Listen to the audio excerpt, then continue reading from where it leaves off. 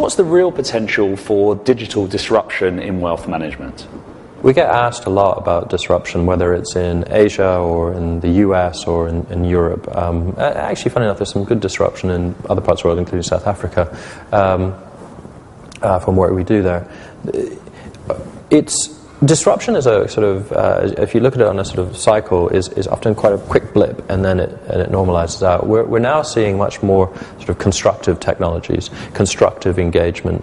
Disruption role is something that happens maybe once or twice at the very beginning. People take notice, think it's impossible, and then make it a reality. What we're now seeing is, if you look at the firms such as Yodlee, with aggregation services, I'm particularly a big fan of some of the aggregation capabilities, like with Mint and also with Money Dashboard. I'm a very big fan of them.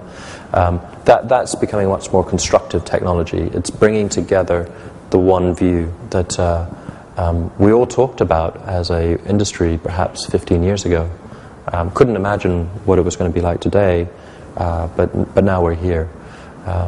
So I think the industry hyperventilates a lot around disruptors.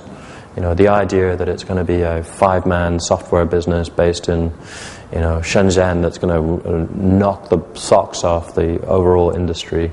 It will nudge it, and that's a good thing. I think there's nothing wrong with that. I'm one of them in a sense of pushing the market, but it's not going to necessarily make the market come down. The private wealth management industry is pretty conscious about what they need to do in digital now, whereas they weren't 4 or 5 years ago. So I think we've normalized that. It's the aggregation world that's probably going to be the most disruptive coming forward. Seb, which parts of the world are more or less astute in terms of digital adoption, so that banks can really determine where they put their investment dollars?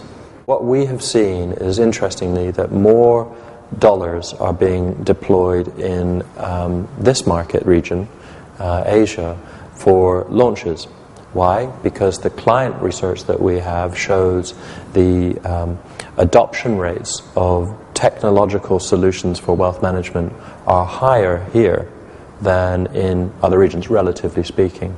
I mean, the US kind of sets the pace on kind of the infrastructural development of digital services, but actually the client engagement is bigger here.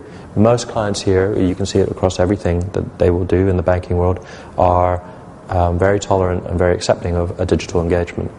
The dimension that we have to break in Asia is the notion of a digital engagement for banking, which is pretty well embedded, and then the broker, which is still down to that one person trader, relationship manager.